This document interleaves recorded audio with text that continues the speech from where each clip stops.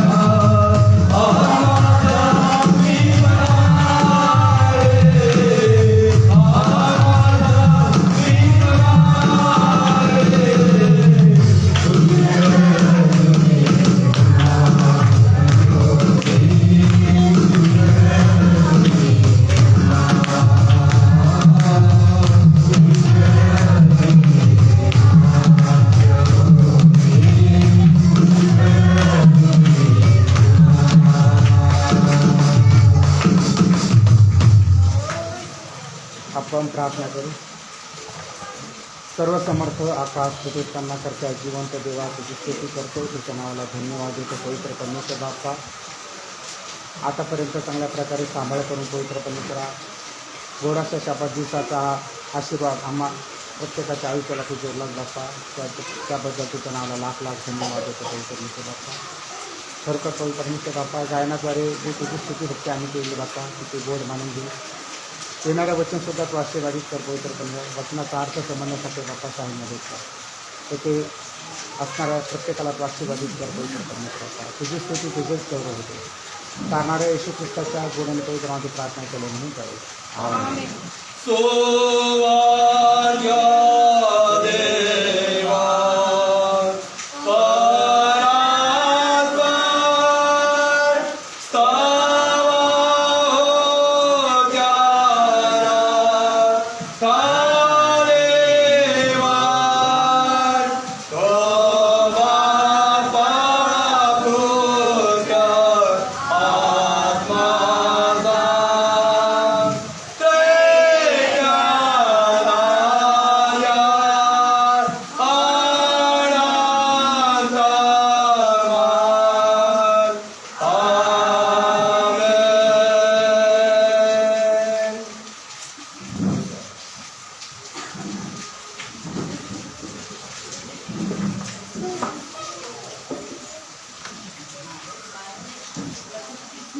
आधी थोडंसं पुढं सरकून बघा. तुम्ही जर आलं तर अडचण होणार.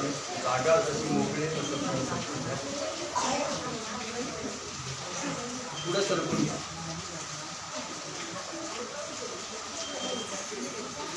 पुन्हा एकदा परमेश्वराच्या नावाला धन्यवाद दिव्या. पुन्हा एकदा परमेश्वराच्या नावाला धन्यवाद दिव्या. एक साक्ष आपण ऐकणार आहोत आणि आता म्हटलं की मला सांगता येणार नाही, मला सांगायची किती वाट. पण तुम्ही उभं राहिलं तर बरं. उभं राहिलं मी सांगतो वाटलं तर. आणि मी सांगायला लागला की बरोबर तुम्ही सांगता. ठीक आहे, करा सुरुवात. मी सांगतो म्हणलं. धन्यवाद देते. सुनी ना गाडीवर जातो मोठ्या ट्रकवर आणि कधी जशी ताणतच होता मी. ते मालकाचे पैसे होते खिशामध्ये. एक पावती फाडली, पाकीट तिथं ठेवून दिलं. मग भेंडाळ्याला गेला तिथं म्हणे आता मला झोपायचं म्हणे. मग ते पाकीट काढून घे गाडीत ठेवून देतो. त्याला काय ते सापडलं नाही. त्यांनी मग घरी बायकोला फोन केला. अगं म्हणे रेखा माझं पाकीट कुठं तरी पडलं म्हणे, आजूला उठव. आणि मी तिथं उतारलो का तिथं पाकीट म्हणे पडलं. जर असलं तर सापडलं म्हणे. आज उठला गेला तिथं काय ते पाकीट सापडच नाही. मग ते थोडा निराश झाला. पण मग मी म्हणलं परमेश्वरा आज माझ्या लेकराला म्हणलं 2-4 महिने काम करावं लागलं आणि ते पैसे फेडावं लागतील म्हणलं. 17,505 रुपये फेडावं लागतील म्हणलं. परमेश्वरा म्हणलं माझ्या लेकराचं पाकीट सापडली म्हणलं. परमेश्वराला माझी प्रार्थना ऐकली. माझ्या सुनाची 2 सुनांची प्रार्थना ऐकली. त्यांनी मालकाला फोन केला म्हणे शेत माझं पाकीट तिथं राहिलं म्हणे मी काय दुकान उघडलं नाही म्हणे. मी दुकान उघडायच्या बाबतीत मी तुला सांगतो म्हणे. म्हणून त्याने कुठून दुसऱ्या दिवशी गाडी भरून तिथं गेला आणि मालकाला म्हणला शेत माझं पाकीट राहिलं म्हणे. अरे म्हणे ड्रायव्हर तुलाच मी आवाज देणार होतो, तुझं पाकीट तिथं राहिलेलं हे पाहिजे. तेवढे हमाल पण ते कोणी हात नाही लावला त्याच्या पाकिटाला. ते पाकीट तिला देवाने परमेश्वर म्हणून मी देवाला धन्यवाद देते. एकदा परमेश्वराच्या नावाला धन्यवाद दिले. आणि काल मला बहुत आणि ते मुद्दाम त्यांनाच बोलायला लागलं. बऱ्याच वेळेला मी जर बोललो त्याच्यावर परिणाम होतो. आज तुमच्या मुखातून ज्यावेळेला तुम्ही सांगताय त्यावेळेला तो वेगळा परिणाम होत असतो. आणि म्हणून आनंद वाटला. आता इथून पुढे अडचण येणार नाही. साक्षी द्या का? ठीक आहे. पुन्हा एकदा परमेश्वराच्या नावाला धन्यवाद द्या. आणि पुन्हा एकदा प्रार्थना आपण करणार आहोत. रवी जेवणाला प्रार्थना करेल.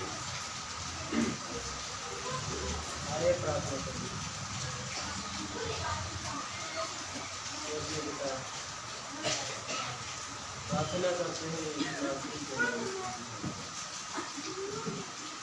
परमेश्वर। बारिश के चलते हमने और यहाँ पर कितने भाई और बहनें लगते हैं आपके दास काफी बैठे हैं। इसके बावजूद भी प्रभु हम सभी को यहाँ पर एकत्रित किया प्रभु, धन्यवाद करते हैं प्रभु। हमें भी इंतजाम किया हमारे प्रयोजन के लिए प्रभु, धन्यवाद करते हैं प्रभु। और प्रभु सचमुच में प्रभु आज हम जीवित है प्रभु, हमारे स्वार्थ कर रहे हैं, ये तेरी दया है प्रभु, सचमुच में तेरी दया है प्रभु। और धन्यवाद करते हैं दया से तूने हमें अपनी कृपा में चलाया, संभाला प्रभु, रक्षा की परमेश्वर। जिस मार्ग में चलना था तो हमारी अगुवाई की, जिस समय पे जो चाहिए था वो भी दिया परमेश्वर, हर एक जरूरत को पूरा किया प्रभु, धन्यवाद करते हैं पिता परमेश्वर। ये छाता में हुआ है, आगे भी तो हमें हमारी रक्षा कर, अपनी कृपा में चला प्रभु, ऐसी विनती करते हैं परमेश्वर। वचन के पास जहाँ पर गोया तुम मेरे नाम पर एकत्रित होने वाले परमेश्वर, अपनी प्रतिज्ञा के लिए हम आपको उपस्थिति चाहते हैं, आप यहाँ पर उपस्थित होंगे और पिता परमेश्वर आज जो भी वचन बोया जाए उस वचन के जरिए परमेश्वर हमें से भय से बात करते, हमारा मार्गदर्शन, हमें कुछ नया सिखा, नई बातें दिखा, हम पर रोशनी डाल परमेश्वर, और हमें बता हम कहाँ कमजोर, कहाँ गलत, कहाँ गलती, कहाँ त्रुटि है परमेश्वर, हमें बता, ऐसी विनती करना परमेश्वर। हमारे सवालों के सवाल और अपने दास को भी आप वचन बताने के लिए प्रार्थना मदद है, ऐसी विनती करते हैं। यहाँ पर एक प्रार्थना भवन की जरूरत है पिता परमेश्वर, आप अपने समय से हमें दीजिए, ये हमारी दुआ है, ये हम चाहते हैं, और जो आपका दास इसके लिए दुआ करता है हे परमेश्वर, आप उसे और अच्छी तरह से इस्तेमाल कीजिए, और प्रभु आपके राज्य की बढ़ोतरी के लिए आपकी महिमा के इस्तेमाल की जाती है। आगे का समय हमारे हाथों में देते हैं, और जो वचन बया दे सुनने समझने के लिए और अपने ध्यान केंद्रित करने के लिए हमारी सहायता करना पवित्र आत्मा मौजूद है। आगे का समय हम आपके हाथों में विनती करते हैं, हमारे प्रार्थना के लिए और आमेन। पुन्हा एकदा परमेश्वराच्या नावाला धन्यवाद दिया। पुन्हा एकदा वचन बघूया आपण जरा जेवणाचा आस्वाद आहे, काही वचन आपण निवडलेले। ज्या यहूदांनी त्याचे खरे मानले त्याच येशूने म्हटले, तुम्ही माझ्या वचनात राहिला तर खरोखर माझे शिष्य व्हाल, तुम्हाला सत्य समजेल व सत्य तुम्हाला स्वतंत्र करेल। पुन्हा एकदा परमेश्वराच्या नावाला धन्यवाद दिला।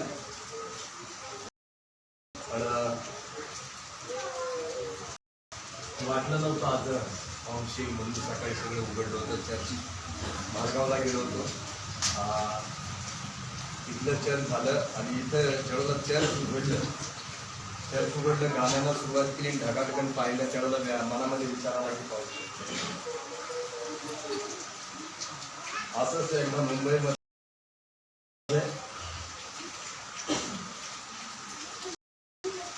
शाळेमध्ये चाललेलं होतं आणि छत्री दिली, शाळेमध्ये चाललो आणि छत्री नाही, दप्तर होतं पाठीवर, आणि जेव्हा शाळेकडे निघालो बाजूला झाडं नव्हते, काय नव्हतं, म्हणजे कुठं थांबायला जागा होती अशातला भाग, म्हणजे थांबलो तरी भिजणार, छत्री हातामध्ये, आणि पावसाला सुरुवात झाली। आता मुंबईतला पाऊस इथल्या पावसामध्ये फार फरक आहे, जमीन आसमानला फरक।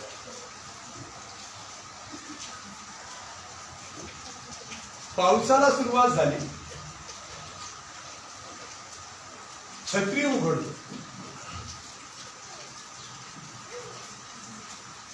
अख्खा भिजलो, शाळा भरली पण छत्री काय उघडली. त्याचं लॉक थोडस पूर्वी असायचे, आता नाही त्या छत्र्या.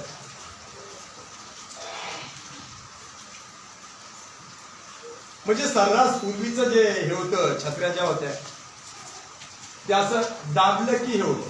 पण याचं तसं नव्हतं, एक बटन होतं ते खाली करायचं. पूर्वीच सांगतो मी ज्यावेळेला एक मला वाटतं 6वी 7वीत असेल 8वीत असेल मला माहित नाही, आणि त्यावेळेला ती छत्री निघाली होती, लॉक होतं त्याला. आणि ते लॉक ज्याची छत्री होती त्याला ते माहित होतं. पण मी ते काय विचारलं नाही लॉक कसं ठेवायचं.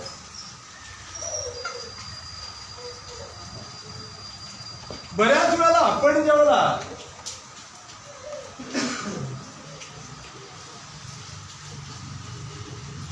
आपण स्वतःला ख्रिस्ती म्हणवतोय किंवा ख्रिस्ताचे अनुयायी म्हणवतोय,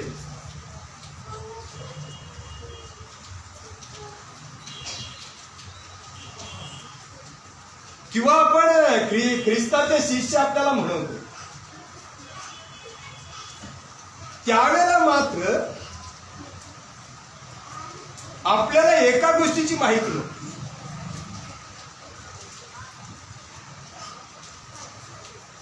चर्चमध्ये जायची माहिती आहे, पण स्वर्गात जायची माहिती.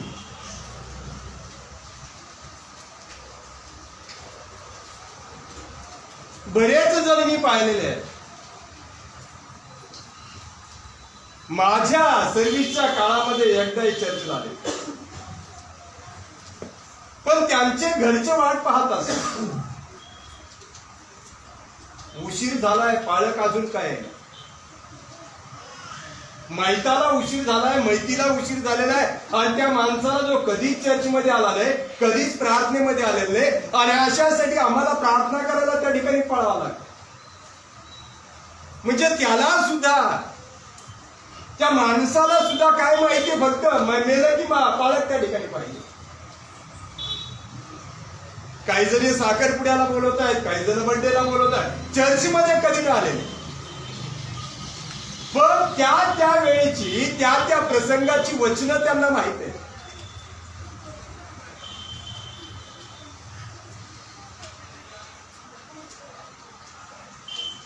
समजा कब्रस्तानामध्ये मी जर संदेश देतो, माझं सोडून द्या, पण इतर पालकच्या वेळेला संदेश देत आहे,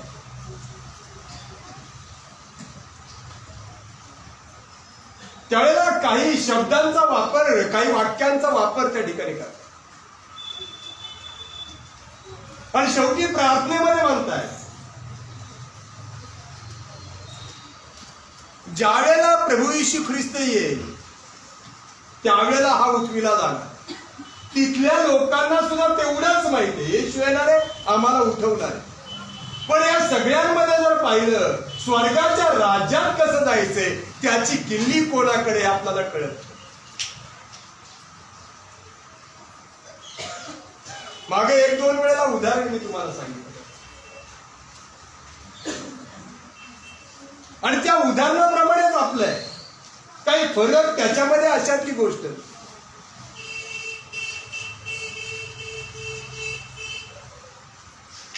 चांगल्या माणसाच्या मनामध्ये चांगला विचार आला, चांगल्या माणसाच्या मनात चांगला विचार आला. त्याने एक पोपट घेतला, पोपट पिंजऱ्यात ठेवला, रोज त्याला शिकवायचा, पारधी येईन, जाळ्यात टाकीन, जाळ्यात अडकायचं, रोज शिकवायचं. जसं प्रत्येक आठवडी आल्यानंतर आम्ही तुम्हाला सांगतो आज शाबास आहे, तुम्हाला काय माहित नाही का? प्रत्येक आठवडी आल्यानंतर तुम्हाला आठवण करून देतोय, आठवण करून द्यायला सांगितलेले. वचन कसं सांगतंय, निर्गमनाचा 20वा अध्याय 8-11 मध्ये जर पाहिलं तर वचन कसं सांगतंय, शाबात दिवसाची आठवण घेऊन तो पवित्रपणे पहा. आणि ह्या पोपटांना, त्या गुलुगुलू बोलणाऱ्या पोपटांना हा नेहमी सांगायचा पारदीन, जाळे टाकीन, जाळ्यात अडकायचं. त्याच्या मनामध्ये विचार होता.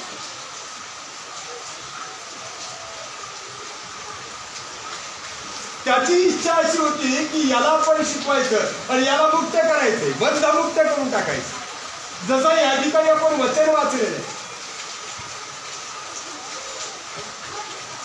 योहान याचा 8वा अध्याय 32व्या वचनामध्ये सांगितलं, सत्य तुम्हाला समजेल आणि सत्य तुम्हाला काय करणार आहे, बंधमुक्त करणार आहे. आणि 36व्या वचनामध्ये तेच वचन पुन्हा आलेलं आहे. आणि हा चांगल्या माणसाच्या मनात चांगली योजना आली, पोपटाला शिकवायचं आणि त्याला सोडून द्यायचं. आणखी तो पोपटाला घेईल आणि तो काय करील, त्यांना सुद्धा सांगल की पारदीन जाळं टाकीन, जाळ्यात अडकायचं. काही दिवसांनी त्या पोपटाला सोडून दिलं, त्याला पिंजरा उघडला आणि पिंजरा उघडल्यानंतर आनंद होतोय माणसा. पिंजरा उघडला, पोपट बाहेर पडला आणि उडून रानात गेला आणि पारध्याने पाहिलं की हा पोपटावर नेहमीच पोपट बसतायत. आज आपण काय करूया, त्यांचा चारा खाली टाकूया, जाळे टाकूया.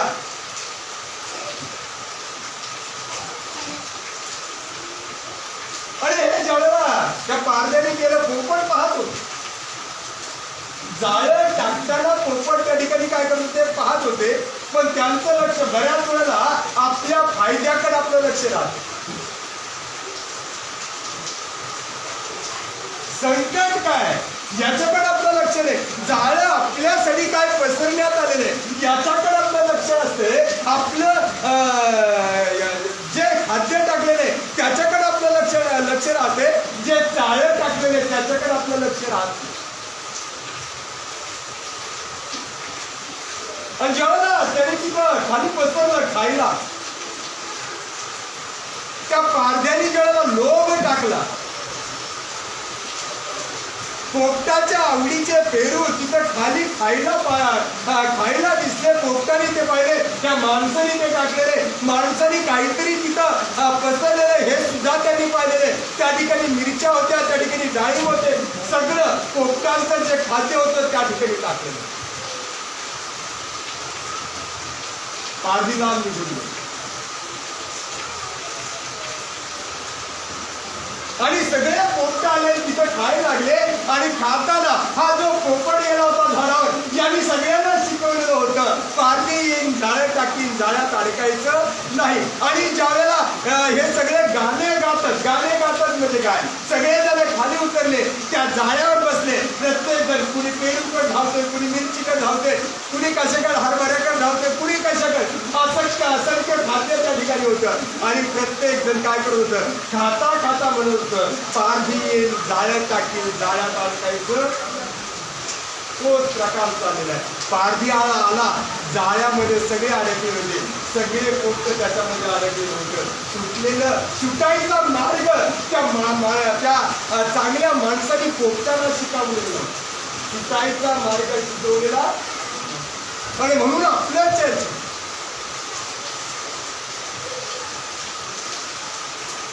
चर्च मध्ये ज्यावेळेला येतोय, देवाच्या पुढ्यात ज्यावेळेला आपण बसतोय, येशूच्या समोर जेव्हा आपण बसतोय, त्यावेळेला आपल्याला मार्ग कळत असतो, सुटायचा मार्ग कळत.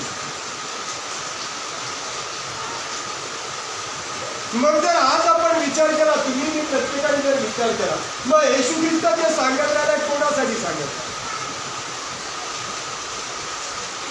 त्या ठिकाणी सांगतोय सत्य तुम्हाला समजेल आणि सत्य तुम्हाला बंधनातून मुक्त करणार आहे. बऱ्याचदा जर आपण विचार केला,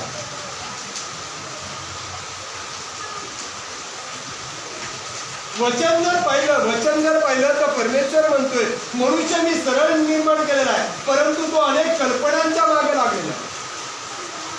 उपदेशकाचा 7वा अध्याय आणि 29व्या वचनामध्ये आहे, माणसाला सरळ निर्माण केलं, पण तो अनेक कल्पनांच्या काय झालेला आहे, मागं लागलेला आहे. आणि मागं लागल्यामुळं त्या जाळ्याच्या मागं लागलेला आहे. आणि जाळ्याच्या मागं लागून त्या जाळ्यामध्ये फसतोय तो.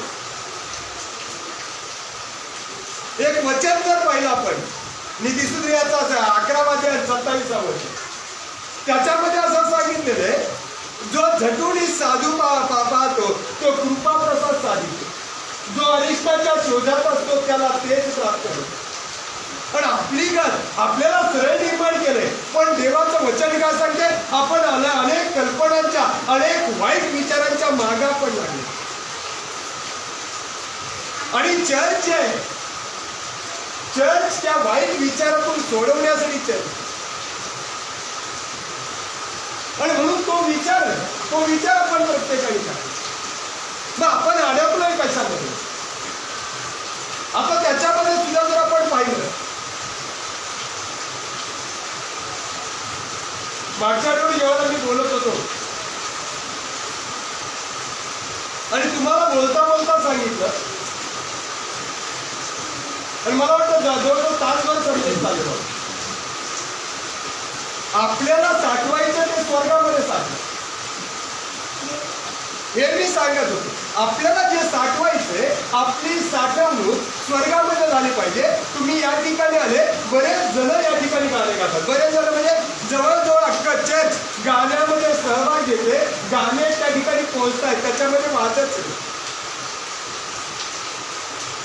तुम्ही आलाय, शाबाताचं पालन केलेले आणि शाबाताचं पालन झालेले, आज्ञेचं पालन झालेले, आणि ते आज्ञा पाळल्यामुळं तुमचं जे काही आहे ते स्वर्गामध्ये जाऊन पोहोचलेले, त्या ठिकाणी जाऊन ते साठलेले, त्याच्यामध्ये वाढले.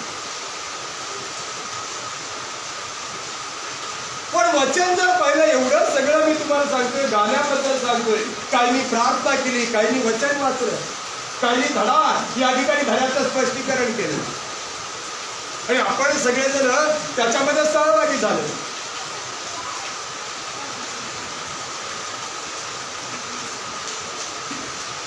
म्हणजे जर विचार जर केला, अख्खं जे चर्च आहे, जे शाबात पाळणार आहे,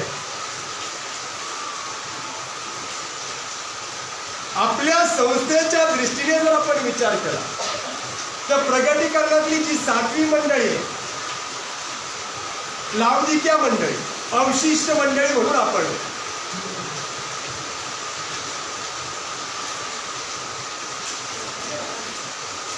मग एवढं सगळं मी तुम्हाला चर्च बद्दल सांगितलं, गाण्यांबद्दल सांगितलं, सगळ्या गोष्टीबद्दल तुम्हाला सांगितलं.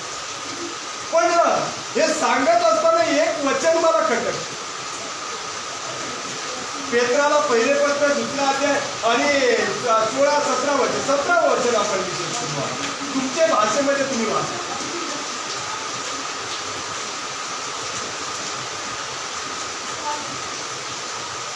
दुसरा अध्याय 17 वचन तुमच्या भाषेत तुम्ही वाचा.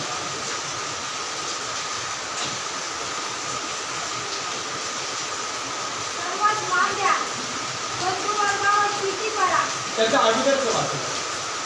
देवाची इच्छा अशी आहे की तुम्ही चांगली करण्याने निर्बुद्ध त्याच्या आज्ञाला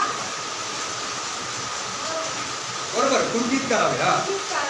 हा, आपली स्वतंत्रता ही तुमच्यापणाचे झाकण न करिता तुम्ही 4:17 वाचत आहे. 4:17 वाच.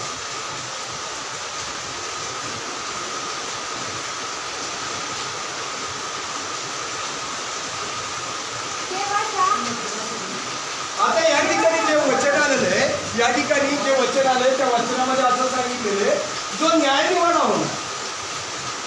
म्हणून मी अगोदर काय सांगितलं, आपण सगळ्यांनी गाणे गायलेले आहेत, आपण सगळ्यांनी वचन ऐकलेलं आहे, शाबा धडा आपण ऐकलेला आहे, काहींनी साक्ष सांगितलेली, काहींनी गाण्यामध्ये सहभाग घेतलेला आहे, काहींनी प्रार्थनेमध्ये सहभाग घेतलेला आहे. म्हणजे आपण जे या ठिकाणी बसलेले, प्रत्येकाने मंदिरामध्ये आल्यानंतर काही ना काही भाग घेतलेला आहे. आता वचन काय सांगते, आता वाचा वचन काय सांगत राहिलेले.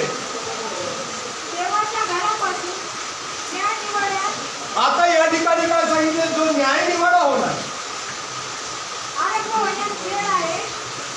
आणि या ठिकाणी काय, पुन्हा एकदा वाचा, या ठिकाणी देवाचं वचन काय सांगते, जो न्याय निवाडा होणार आहे त्याची सुरुवात होणार आहे देवाच्या घरापासून.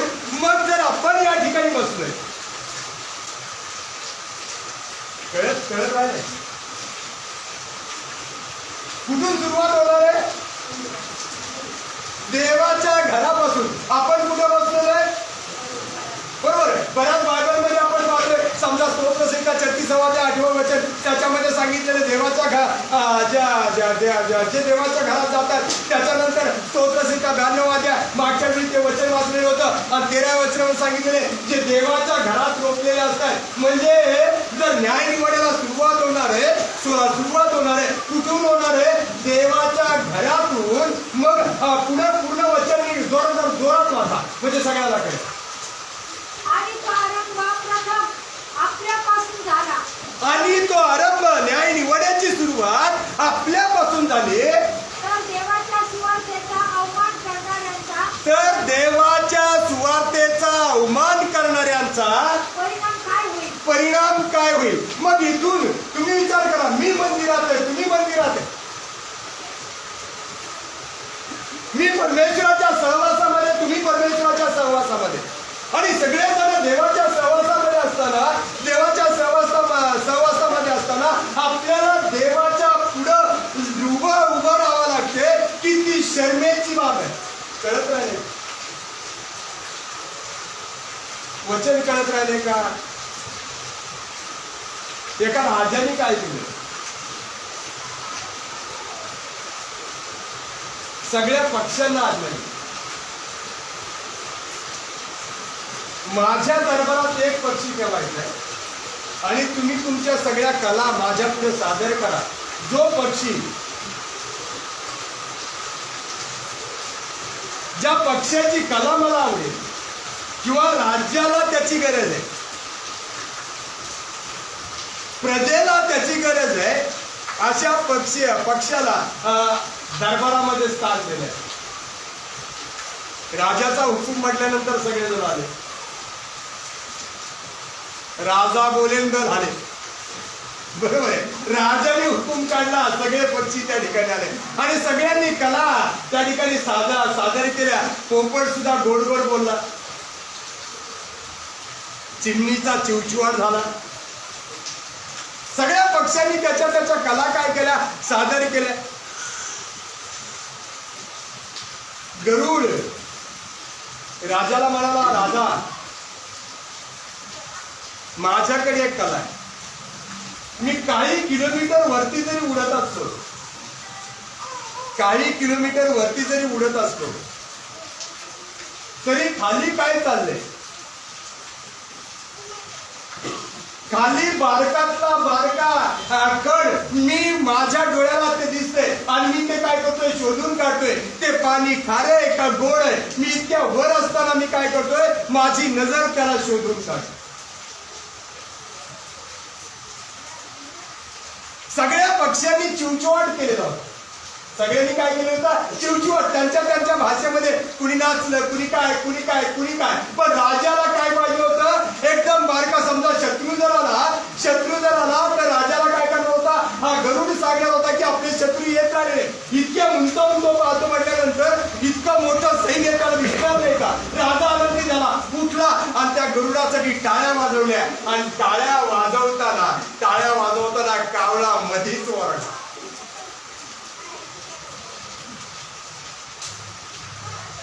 गरुडासाठी स्वतः राजा उठून काय करत होता टाळ्या वाजवत होता आणि टाळ्या वाजवताना कावळ्या मधीच नाही का आपण काय जर चाललेला असतात आपण होतो एखादा चांगला कौतुक करत राहिला एखाद्याचं चांगलं कौतुक होत आहे आपण तोंड वाकडे तिकडे करतो कावळ्याने ते केलं आता त्याची भाषा मला करता येणार बरोबर कावळ्याने तोंड वाकडं केलं राजाला कावळा म्हटला राजेसारखा गरुड बोलतोय गरुड बोलत राहिलेला आहे जमिनीवरचा कण ना कण मी काय करतोय पाहतोय इतक्या वरती असताना मला तो दिसतोय कावळा त्याला थांबून राजाला म्हटला राजे सरकार मग जर याला सगळं काही दिसतंय तर जाळं का दिसत नाही मग हा जाळ्यामध्ये का अडकतोय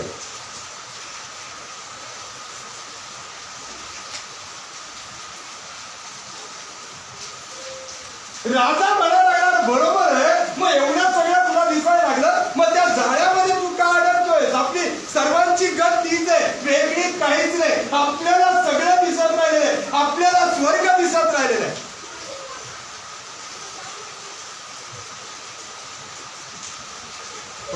आपल्या भोवताली पडलेले जाळ, आपल्या भोवताली पाडलेले सैतानाचे पाल. आता सैतानाचं नाव मी जास्त घेत नाही चर्चमध्ये, मला पटत नाही.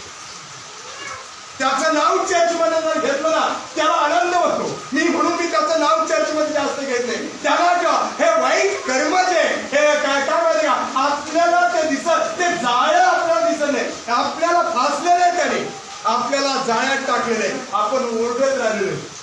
सैतान येईल, जाळ्यात टाकील. जाळ्यात आपण काय केलेलं आहे, त्याच्यावर बसलेलं, त्या खाद्यावर बसलेले, आपण स्वतः त्या पोपटासारखं गुलुगुलू बोलत राहिलेलं आहे. गरुड त्या ठिकाणी आवाज झाला, राजाला म्हणला, राजे सरकार कावळा बोलते ते बरोबर.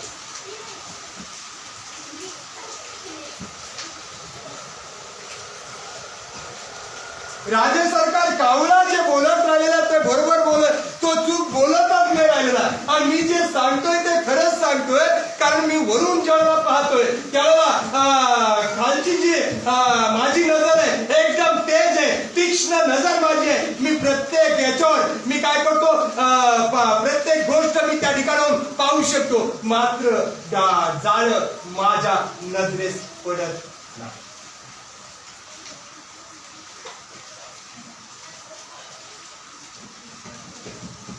एक वचन जर पाहिलं आपण,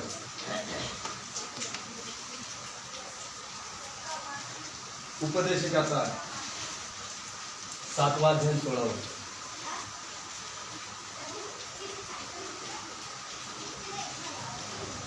वचनांमध्ये जर पाहिलं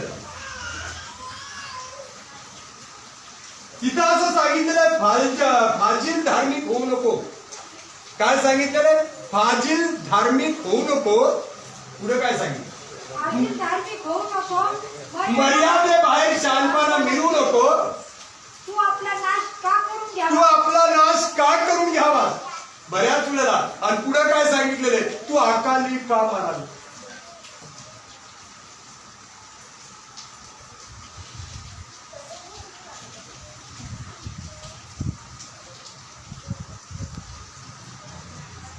तू अकाली का मारायचंय? तुझं आयुष्य ठरलेलं आहे.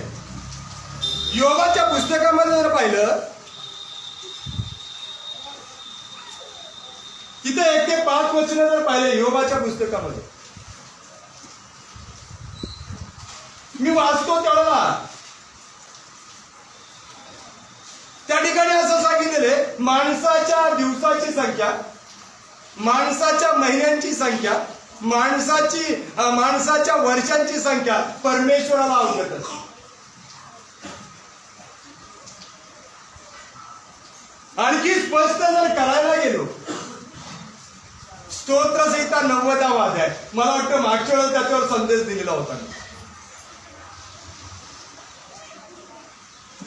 आणि तिथं असं सांगितलेलं आहे, तुमचं आयुष्य 70 वर्ष, शक्ती असल्यास फार तर 80 वर्ष, त्यांचा डामडौल केवळ कष्टमय आणि दुःखमय. आणि त्यावेळेला मी संदेश दिलेला होता. मी सांगितलं, मी समजा मी 50चा असं मी जर सांगितलं, माझे राहिले किती? मी 50 आहे, मी हुशार काय वागतो की मी सिनियर आहे, मी 50 आहे, माझे राहिले किती?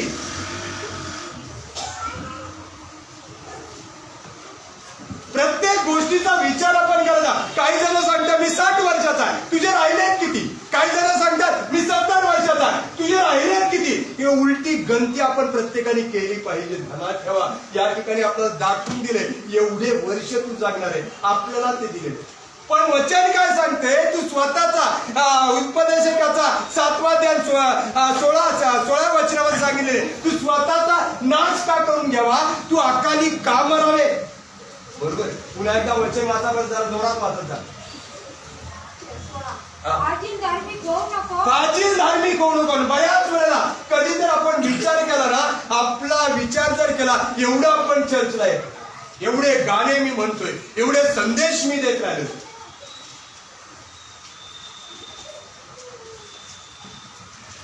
एवढे संदेश तुमच्या कानावर पडलेले. कारण वचन काय सांगतं? प्रकटीकरण याचा पहिला अध्याय आणि 3ऱ्या वचनामध्ये सांगितले या संदेशाचे शब्द वाचून दाखविणारे, त्यात लिहिलेल्या गोष्टी पाळणारे, ते ऐकणारे आणि त्यात लिहिलेल्या गोष्टी पाळणारे हे धन्य, कारण समय जवळ आलेला आहे. या ठिकाणी मोठमोठ्याने मी काय करतोय, तुम्हाला सांगण्याचा प्रयत्न करतोय, तुमच्या कानापर्यंत पोहोचवण्याचा प्रयत्न करतोय. परंतु वचन काय सांगते? वचन त्या ठिकाणी सांगते फाजील धार्मिक होऊ नको, मर्यादेबाहेर शहाणपणा मिळू नये. तुमच्या भांडणात आमच्या भांडणात फरक. तुम्ही जे भांडण करताय ना, तुम्ही जे भांडण करताय, तुमच्या भांडणात आणि आमच्या भांडणात फरक. आमचं भांडण वचनांचं असतं. समजा बाळकाचं भांडण झालं, पण ते हलामाऱ्या करत नाही. काय करतात माहिती का? वचनाला घेतात आणि वचनाचं हत्यार वापरतात. आणि मी सुद्धा समोरच्याचं वचन आलं की मी लगेच वचन टाईप करून त्या ठिकाणी टाकतोय. म्हणजे मी काय करतो, देवाला दाखवण्याचा प्रयत्न करतोय, देवाला दाखवण्याचा प्रयत्न करतो, पहा देवा मी बायबल मध्ये किती हुशार आहे. पण त्याच वेळेला देव माझं पतन करत असतो आणि समोरचा जो असतो ज्याला मला उत्तर देतो त्याचंही पतन झालेलं असतं.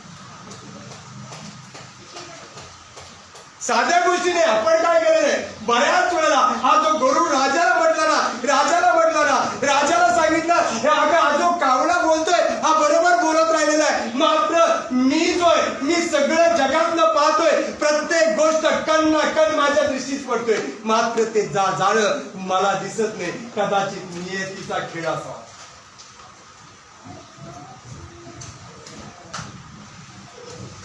आता जे वाचलं ना पेत्राला पहिले पत्र 4 अध्याय 17 वचन, आपल्या चर्च पासून त्या न्यायनिवाड्याला सुरुवात होईल. पण 8व्या वचनामध्ये काय सांगितलं माहिती का? धार्मिक जर कष्टाने तरतोय, धार्मिकाला जगण्यासाठी जर कष्ट उपसावे लागतात, कष्ट जर करावे लागतात, तर पातकी आणि दुर्जन लोकांना स्थान सापडणार नाही.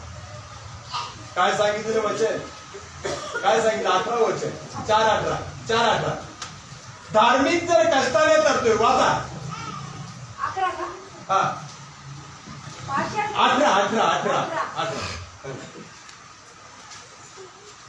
धार्मिक इसम जर कष्टाने तरतो, धार्मिक इसम जर कष्टाने तरतोय, तर अनितिमान पापी इसम याला ठिकाण कोठे? तर अनितिमान पापी याला ठिकाण कुठे सापडणार आहे? तुम्ही विचार करा, आपल्यालाच कष्ट म्हणजे तुम्ही गाणे गायले, पण कष्टाने तुम्हाला काय करावं लागणार आहे? पुढे जावं लागणार आहे, कष्ट तुम्हाला करावं लागणार आहे. आणि तिथं देवाचं वचन सांगते की धार्मिकाला जर कष्ट होता, आणखी जर वचन पाहिलं नीतिसूत्रियाचा 11 अध्याय 31 वचन, त्या ठिकाणी सांगितलेले धार्मिकाला पृथ्वीवर त्याच्या कर्माचं फळ मिळते. काय सांगितलेले? धार्मिकाला पृथ्वीवर त्याच्या कर्माचं फळ मिळते, मग पातक्याला आणि दुर्जनाला कितीतरी पटीने जास्त मिळेल. म्हणजे हे जे शिक्षा जी आहे ही दुर्जनाला जास्त असणार आहे. आपल्याला वाचायचे तर आपल्याला काय करावं लागणार आहे? जाळं, जे बंधन आपल्या भोवताली पडले,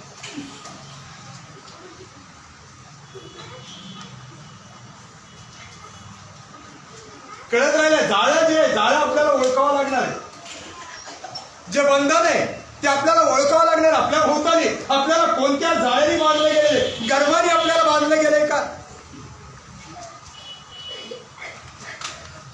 मत्सराने आपल्याला बांधले गेले का?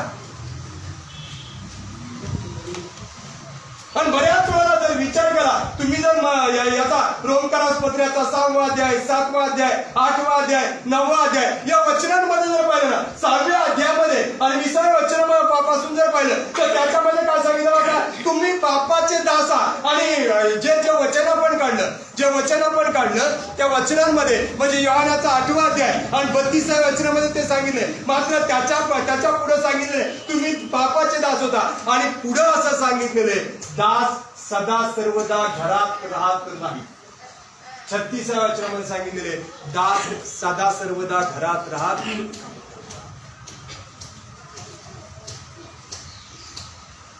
आपल्या भोवताली जे जाळ आहे, तुमच्या माझ्या भोवताली जे जाळ आहे ते जाळ तुम्हाला मला शोधावं लागेल. म्हणजे आपण जे सापडत चाललेलं,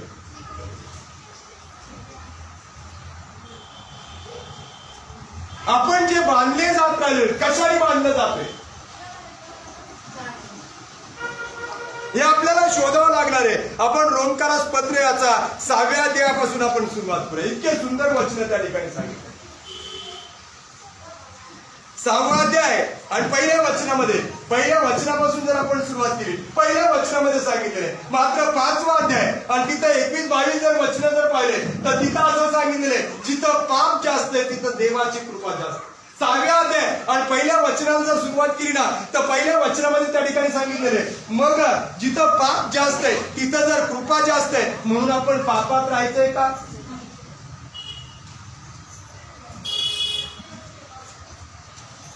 म्हणजे आपण वाईट करतोय आपल्यावर कृपा देवाची जास्त आहे म्हणून आपण पाप करतच राहायचंय का? नाही. आपल्याला ते पाप मारत राहिले आपल्याला कळत नाही.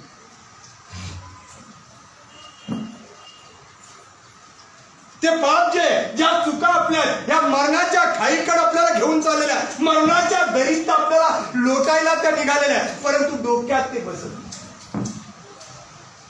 आपल्या डोक्यात ते बसत नाही. आणि म्हणून तिथं जर आपण पाहिलं रोमकारास पत्राचा 6वा अध्याय आणि काही वचन जर पाहिले तर पहा तिथं 20व वचन पहा तिथं सुंदरचं वचन त्या ठिकाणी सांगितलं. तुम्ही पापाचे दास होता म्हणजे काय सांगितलेलं आपल्याला स्पष्ट त्या ठिकाणी सांगितलेलं तुम्ही पापाचे दास होता म्हणजे पापामध्ये तुम्ही वाढत होता. आणि पुढे काय सांगितलं तेव्हा नीतिमत्व संबंधाने अलग होतो. तेव्हा म्हणजे नीतिमत्व तुमच्या जवळ नव्हतंच. काय सांगितलेलं ज्या वेळेला तुम्ही पापाचे दास होता त्यावेळेला नीतिमत्व तुमच्यामध्ये नव्हतं. धार्मिकतेपासून तुम्ही कोसो दूर होता. पुढे वचन काय सांगितलं तर ज्या गोष्टीची तुम्हाला आता लाज वाटते त्यापासून तुम्हाला त्यावेळेस काय फळ प्राप्त झाले त्याचा शेवट तर मरण आहे. त्याचा शेवट पुन्हा ते वचन आणि 23व्या वचनामध्ये त्या ठिकाणी सांगितले पापाचं वेतन मरणच आहे.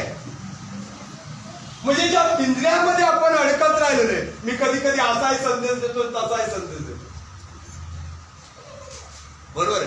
मागे काही 5-6 महिन्यापूर्वी कदाचित मला वाटतं लॉकडाऊन मध्ये संदेश दिला होता का काय मला माहिती.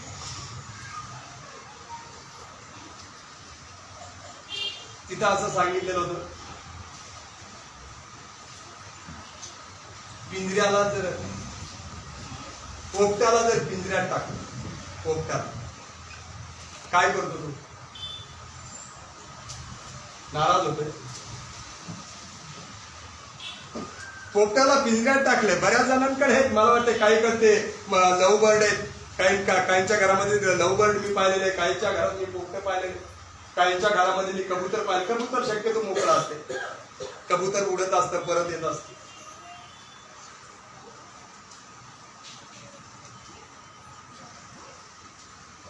पक्ष्यांना पिंजऱ्यात जरी ठेवलं तरी एक धनाढ्य त्यांचा आवाज संपत नाही. त्यांचा आवाजातला आनंद संपत.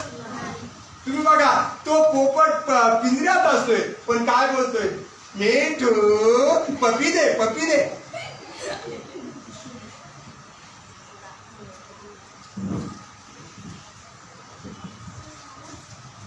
त्याला कळत नाही मला पिंजऱ्यामध्ये टाकण्यात द्या. तो आतून सुद्धा काय करत असतो आनंद व्यक्त करत असतो. एक धनाढ्य आपलं मात्र त्यातून वेगळे.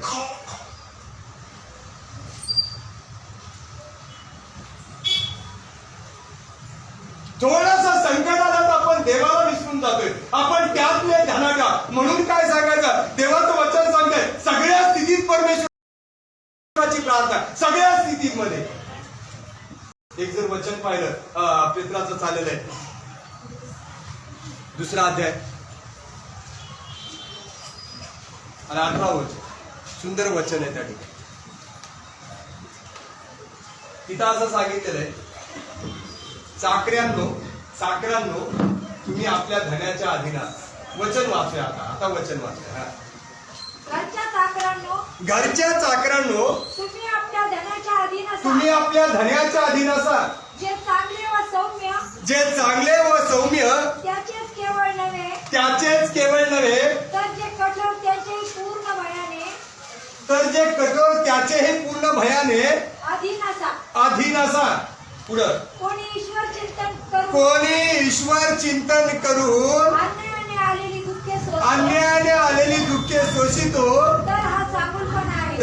चांगुलपणा. बरोबर आहे. बऱ्याच वेळेला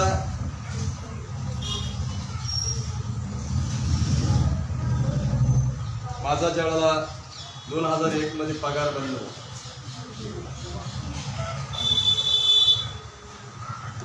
ऑफिसमध्ये ज्यावेळेला गेलो त्यावेळेला मला फार अपमानित व्हावं लागेल. अपमानित केलं असं माझ्या अंगावर ते फेकून दिलं आणि नाक रगडत दिसून येते मला.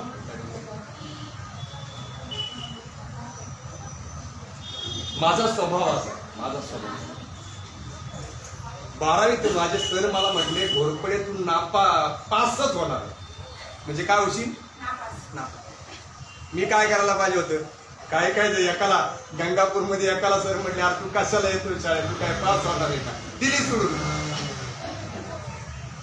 आपलं तसं नाही झाला.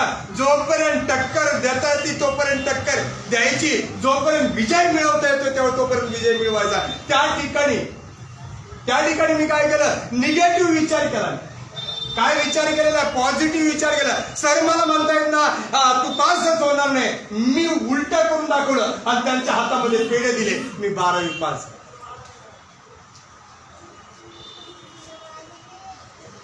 माझ्या मुलाला शेजारी राहणारे म्हणायचे, ते मातीत वगैरे खेळायचं, ते कातील कोळी पकडायचं, काही झाडायचं आणि ते शेजारी म्हणायचे, अभि तू काय पास होणार आहे का? 10वी पास झाला, 12वी पास झाला, जिंकतोय काय करायचं माहिती का? नेहमी कुणी काही करू, आपलं पॉझिटिव्ह चालायचं. आपल्या कामात आपण कमतरता ठेवायची नाही. ध्यानात ठेवा. 2001 पासून पहिले त्याच्या अगोदर काम करत होतो, त्यावेळेला मुंबईला ऑफिस होतं, त्यावेळेला सुद्धा मी काम करत होतो. त्याच्यानंतर काम आणि आता सुद्धा काम करतोय. आजही तेवढ्या त्याच्यापेक्षा जास्त खेड्यामध्ये मी प्रार्थना जातोय. काम थांबवलं, संकट किती येऊ घ्या. कळत राहिले का? तुम्ही म्हणाल की एवढ्या वर्षाची कशी काय साक्ष तुम्ही सांगित राहिले. संकट किती काय आहे ना, ध्यानात ठेवा. देवाला सोडायचं वचन बघा. स्तोत्र संहिता 118 8 आणि 9 वचन, इतकं सुंदर वचन. स्तोत्र संहिता 118 अध्याय 8 आणि 9 वचन. पहा त्या ठिकाणी काय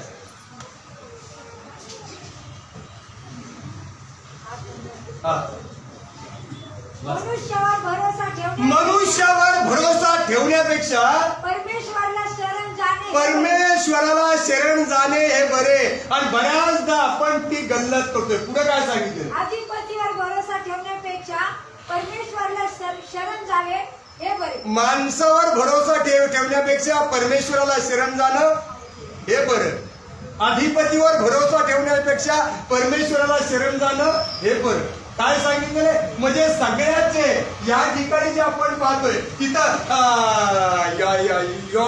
पेत्राला पहिले पत्र 2 अध्याय आणि 8व्या वचनामध्ये सांगितलेले, समजा जर मी ईश्वर चिंतन करतोय आणि जर त्रास देणारे जर त्या ठिकाणी असले, त्रास देऊ द्या, तुम्ही तुमचं काम थांबवू नका, हेच चांगलं आहे. कळत राहिले? आपलं काम, आपली धार्मिकता आपण बाजूला सारायची. आपल्यावर जी जबाबदारी दिलेली आहे धार्मिकतेची, ज्या वचनात आपल्याला तुम्हाला मला वागायचंय त्या वचनामध्ये आपण वाढत राहायचं. कुठं कमतरता भासू द्यायची. म्हणून शेवटलं वचन त्या ठिकाणी काय सांगितलं? माणसावर भरोसा, अधिकाऱ्यावर भरोसा, त्याच्यापेक्षा कोणाला शरण जायचंय? एक जण डोंगरावर बसलेला होता. जे कार करत होता देवाचा. गाणे म्हणायचा, देवाचा गाणे का म्हणायचं काय? त्याच्यावर कृपा झाली बघा. परमेश्वर त्या ठिकाणी त्याला जेवण सुरू आहे. ताजं जेवण, ताजं. देवाच्या हातातून जेवायला येताना त्याला शिळे येत नाही, ताजं जेवण त्याला यायचं. आणि तो आणखी काय करायचा? देवाचा जय जयकार करायचा. आणि एक दिवशी काय झालं? जेवण आलंच नाही.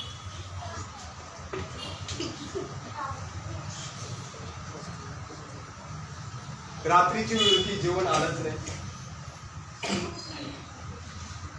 विचार त्याने केला, चला काहीतरी अडचण आली असेल म्हणून आज जेवण आलं. रात्रभर उपवाशी झोपला. पहाटे उठला, आंघोळ वगैरे झाली, देवाचा जय जयकार करायला लागला, गाणे म्हणायला लागला, प्रार्थना करायला लागला. सकाळचा नाश्ता पण आला. पुढे मनामध्ये विचार केला, काहीतरी अडचण आली. पुन्हा त्या प्रार्थनेमध्ये रममान झाला. दुपारचं जेवण आलं. रात्रीपासून उपाशी होता, संध्याकाळचं सुद्धा जेवण आलं. 24 तास झाले तू उपाशी होता. धीर सोडला. त्या रात्री तसाच उपाशी झोपला. पुन्हा पहाटे उठला, नेहमीप्रमाणे गाणे म्हणायला लागला, प्रार्थना करायला लागला, जय जयकार करायला लागला. सकाळी नाश्ता आलाच नाही, दुपारी जेवण आलंच नाही, पुन्हा संध्याकाळी जेवण आलंच. तिसऱ्या दिवशी मात्र तो विचार करायला लागला, आपण गावात जाऊ.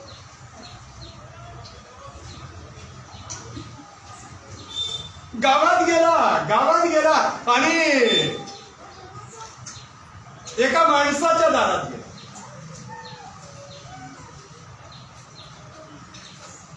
आणि दारात गेल्यानंतर तो म्हटला, अरे 3 दिवसापासून मी उपाशी.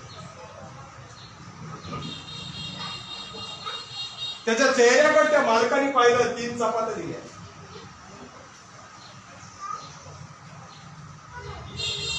त्याने विचार केला, ज्या ठिकाणी आपण गौरव केलेले, एवढ्या आपल्याला चपात्या मिळालेल्या, 3 चपात्या मिळालेल्या आणि ज्या ठिकाणी आपण आतापर्यंत जय जयकार केला त्याच ठिकाणी जाऊ, देवाचा जय जयकार करू. आणि म्हणून तिकडे निघाला. आणि तिकडे निघाल्यानंतर एक पुत्र ज्या मालकाच्या घरी तो होता, दारात पडलेला तो पुत्रा, ज्या मालकाचं तो संरक्षण करत होता, तो पुत्रा त्याच्या मागे गेला. आणि जेव्हा याने पुत्र मागे येताना पाहिलं, त्याला वाटलं हा भुकेला दिसतोय, याला जर आपण चपाती टाकली नाही तर हा काय करेल, आपल्याला चावल. आणि म्हणून त्याच्यातली एक चपाती टाकली, त्या कुत्र्याने चपाती खाल्ली आणि पुन्हा त्याच्या मागे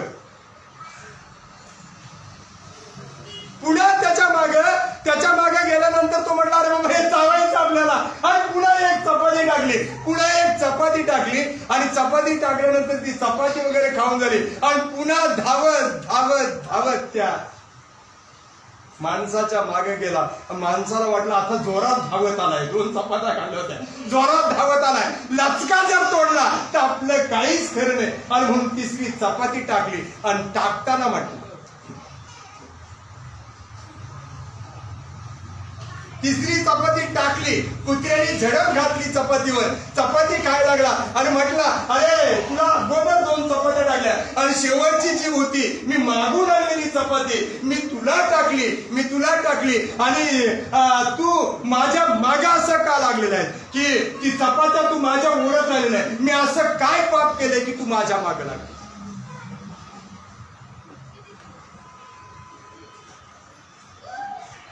कुत्र्याचं खाऊन झालं आणि त्याच्याकडे बघायला लागला.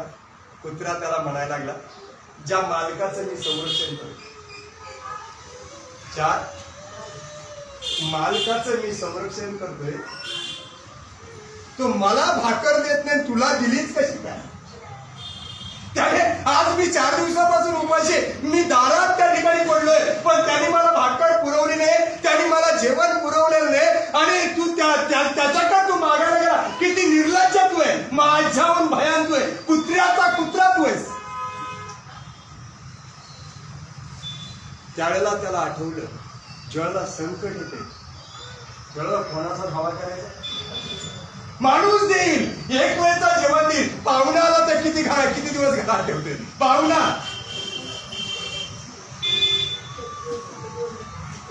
ज्या जावयासाठी आल्यानंतर कोंबडा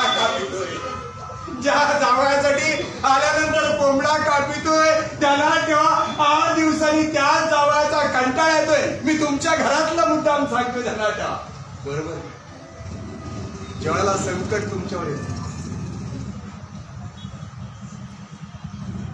ज्यावेळेला त्रास तुमच्या घरामध्ये चालू असतात, ज्यावेळेला बंधनाने तुम्ही बांधलेलं असताय आणि तुम्हाला कळत राहिले की ह्या पापामुळं हे संकट आहे, ह्या पापामुळे हे संकट आहे, या पापामुळे हे संकट आहे, ज्यावेळेला तुम्हाला कळायला लागते ना, त्याच वेळेला काय करा, शरण जा त्या देवाला.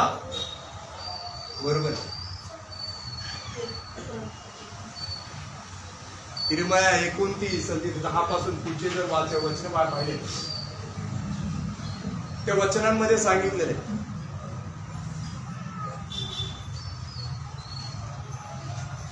माझे तुमच्याबद्दल जे संकल्प आहेत हे मी जाणतो आणि ते संकल्प हिताचे अनितीचे नाहीत, म्हणजे अहिताचे ते संकल्प नाहीत. म्हणजे परमेश्वर माझ्याबद्दल जो विचार करतोय, परमेश्वर तुमच्याबद्दल जो विचार करतोय, ध्यानात ठेवा तो हिताचा असतोय. आणि म्हणून काय करायचंय, याच्या त्याच्या दारात तुम्हाला जर काय झालं ना, जास्त काय जर झालं तर कुणीतरी सांगते, त्या जाणत्याकडे जायचं, त्या जाणते बाळकाला काय येते,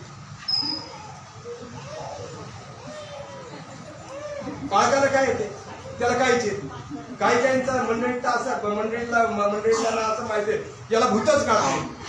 कशाला काढायचं? 99% नाटक, 99% नाटक राहते तर काय भूत काढायचं. एक थेरी राहती भूत काढायची, एक थेरी. समजा तुमच्यासाठी मी विशेष करून तुमच्यासाठी बरं का मी प्रार्थना करतोय, तुम्ही जर प्रार्थनेत पदर जर सावरीत असल्या तर ध्यानात ठेवा तुम्ही नाटक करताय. कळत राहिले? माझ्याकडे प्रार्थना करायला येणारे लोक बंद होतील, मला त्याच्याशी गेलं. पण मी काय सांगेल, कसं सांगत राहिले, कसं खोट सांगत राहिले का? बरोबर आहे. मी जर स्वतः म्हटलो माझ्या सामर्थ्याने जमेल काय, पण तुम्ही म्हणायला लागले माझ्या सामर्थ्याने, लगेच आपण काय सांगू, अरे तिकडे जा, अरे तिकडे जा, अरे तिकडे जा, अरे तिकडे काय जातात, देवाकडे जा. देव प्रत्येक मागणं मान्य करा. देव पाळकाला वेगळा बोलतोय, तुम्हाला वेगळा बोलतोय. पाळकाला वेगळा आणि तुम्हाला वेगळा बोलतोय का तुम्ही गेल्यानंतर प्रार्थना केल्यानंतर म्हणतोय तुम्ही पाळकाला जाऊन भेटा, आता मी त्याला सांगेन तुमच्यासाठी काय उत्तर आहे. असं यशया 24 मध्ये सांगितले, जशी याचकाची तशी मंडळीची परिस्थिती होईल. बरोबर आहे. मी जे हे वाचलं ना, वचन जे वाचलं योहाना पेत्राच्या पुस्तकामध्ये 4:17 मध्ये, न्याय निवाड्याची जी सुरुवात आहे कुठून होणार आहे, तुम्ही डोक्यात घेऊच नका, माझ्यापासून सुरुवात होणार. डोक्यात घ्यायचं नाही, पहिला मला मारणार. बरोबर आहे. कोण राहतंय चर्चमध्ये, कोण राहतंय, अरे माझ्यापासूनच सुरुवात, सेवकापासूनच सुरुवात, न्याय निवाड्याची धनाका. म्हणून एक धनाका या ठिकाणी जे वचन ना तुम्ही रोमकारास पत्राचा 6व्या ते 8व्या अध्यायामध्ये 8व्या अध्यायापर्यंत तुम्ही जर पाहिलं, आपलं सगळ्यांचं जे चाललंय ना, सगळ्यांचं जे चाललंय, वेळ संपलेला आहे, सगळ्यांचं जे चाललंय एक धनाका. रोम याचा 8वा अध्याय आणि 6वं वचन, देहाचे चिंतन हे मरण, आत्म्याचे चिंतन हे जीवन व शांती. गलतीकारास पत्र याचा 6वा अध्याय आणि 6वं वचन, त्याच्यामध्ये असं सांगितलं, जो देहासाठी पेरितो त्याला देहापासून नाशाचे पीक मिळेल, जो आत्म्यासाठी पेरितो त्याला आत्म्यापासून सार्वकालिक जीवनाचं पीक मिळेल. आपलं जे चाललंय ना, आपण कशात अडकलोय याचा विचार करा. तुम्ही मी कशात आपण अडकलोय ना, आपल्या देहासाठी जमवण्यासाठी काय झालेलं आहे, आपण अडकलेलं आहे त्याच्यामध्ये, आपल्या प्रपंचामध्ये, आपल्या संसारामध्ये, आपल्या मित्र मैत्रिणीमध्ये, आपल्या गोतावळ्यामध्ये आपण अडकलेलं आहे. त्याच्यातून आपल्याला काय करायचंय, बाहेर पडायचं. बरोबर. आणि कोणाला मार्ग विचारायचा? मार्था आणि मारिया जेव्हा येशूच्या चरणाजवळ बसलेला होता, मार्था काम करत होती आणि मारिया येशूच्या चरणाजवळ बसलेली होती. येशूचं ऐकत होतं आणि येशू तिला मार्ग दाखवत होता, स्वर्गात कसं जायचं मार्ग दाखवत होता. आणि जेव्हा मार्था आणि धावत मार्तेला तो म्हटला, तू फार गोष्टीविषयी दगदग कर, जसं आपण करतो. आपण त्या संसाराच्या कचाट्यामध्ये, संसाराच्या भाषामध्ये आपण अडकलेले आणि येशू ख्रिस्त तिथे म्हटला, मरियेने चांगला वाटा उचललेला आहे, तो वाटा तिच्यापासून हिरावून घेतला जाणार. बरोबर. प्रपंच ही वेगळी गोष्ट. वचनच काय सांगते बघा, मत्तेयाचा 18वा अध्याय 29-30 वचन, लुक्याचा 19वा अध्याय 29-30 वचन, मार्क्याचा 10वा अध्याय 29-30 वचन. तिथे येशू ख्रिस्त म्हणतोय, जो कोणी आपला बाप, आई, भाऊ, बहीण, बायको, मुलं सोडून माझ्या मागे येईल, त्याला सांप्रत काळी 1000 पट घर. सोडून आलो म्हणजे मी म्हणत नाही बाबा बायका सोडून द्या, नवरे सोडून द्या, असं मी म्हणत नाही ध्यानात ठेवा. पण काही वेळ, बरोबर आहे, मी म्हणत नाही, कारण हे जोडलेलं जे हे परमेश्वरने जोडलेलं हे नातं तुटणार नाही. पण नात्यासाठी आपण चर्च तोडतो, नात्यासाठी आपण वचन तोडत राहिलेलो, नात्यासाठी आपण फाशामध्ये सापडतोय, बरोबर आहे.